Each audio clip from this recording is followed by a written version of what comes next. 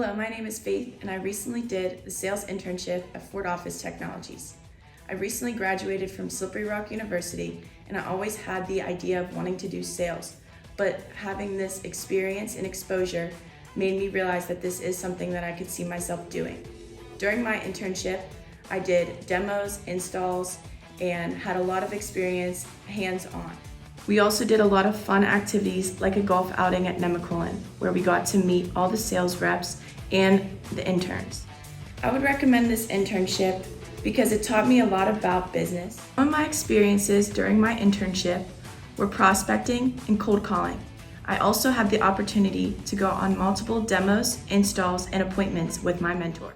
So I'm currently an account executive here at Ford Office Technologies. I have a lot of sales engagement and I'm closing deals independently. I hope to continue this at my time at Ford Office Technologies.